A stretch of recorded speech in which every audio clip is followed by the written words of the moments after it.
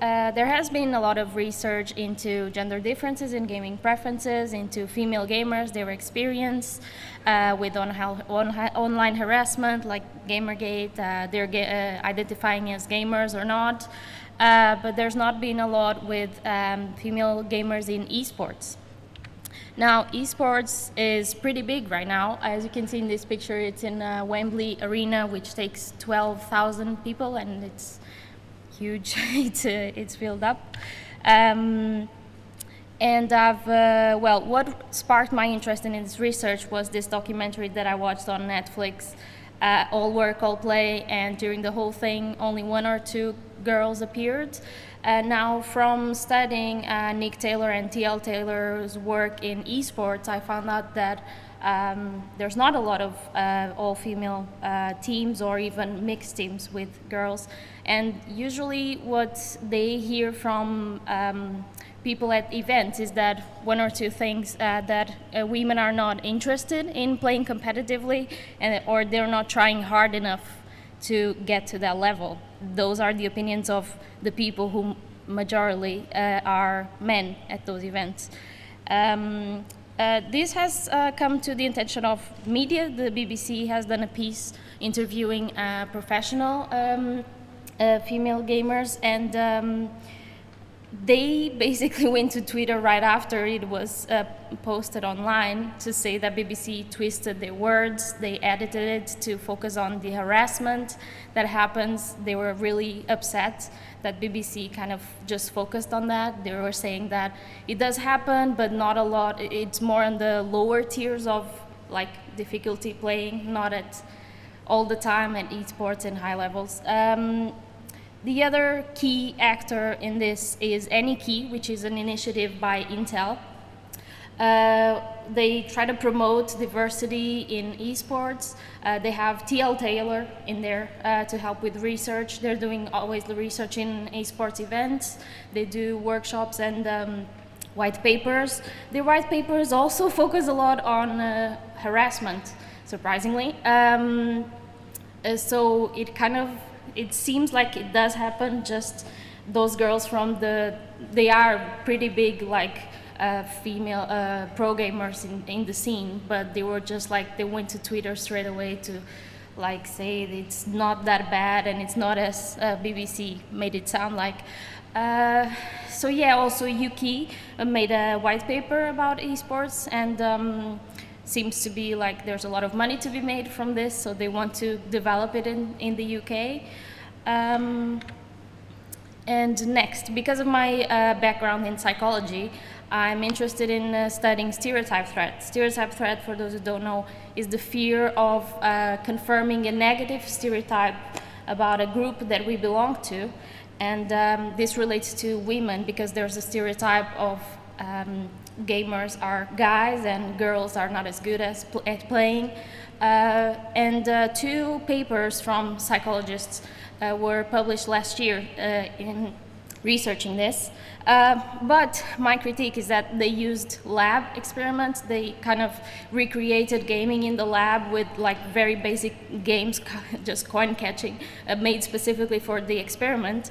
And they found out that, yeah, girls in those specific situations were underperforming because of stereotype threat, because they were being primed for the negative stereotype that girls are not as good as boys. Basically, they would be playing next to guys, or on the other case was like a leaderboard. It would show guys' names at the top, and thus they would be primed for the stereotype and underperform. But my question is, what happens with the professional female gamers? They obviously are aware of stereotype threat. One of the things in psychology is that traditionally this research was, it was done with priming and with experiments, because it was thought that stereotype threat is an unconscious thing that happens, and thus we need to be primed for it.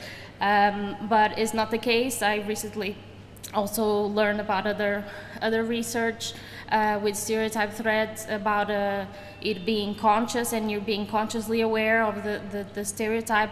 And my idea is that this happens, so I want to know what are the difficulties that they encounter, what are their response to stereotype threat.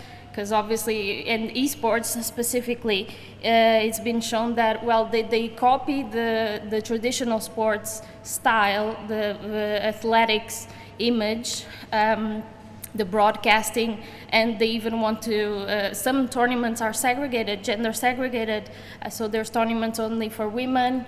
They justify it as, oh, you know, in traditional sports they're also segregated, not because of physical differences, biological differences, but yeah, also another justification is, oh, this will promote women to come to esports because they'll be able to play with other women and, sorry, and yeah, be encouraged to play at their levels instead of trying to play with other people at the higher levels that, well, men are more used to at the esports scene. So yeah, those are my research questions. The other thing is like about the structures, and that's mostly about yeah, the copying of the traditional sports image. They want to call their the professional gamers cyber athletes or just athletes. And as T.L. Taylor says in her book, Raising the Stakes, it's quite a masculinized culture, athleticism, and sponsors tell them to show a tough guys in the pictures, promotional pictures, and the uniforms and all that. I would like to look at that.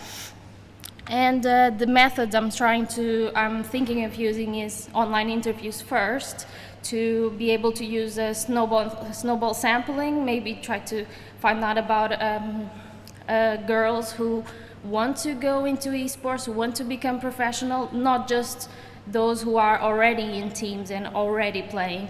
So I'm thinking of getting both. So if the ones that are trying to break through the scene, what are the difficulties that they encounter, and what are their responses to stereotype threat, if they are, which I'm kind of sure that they are aware of this stereotype.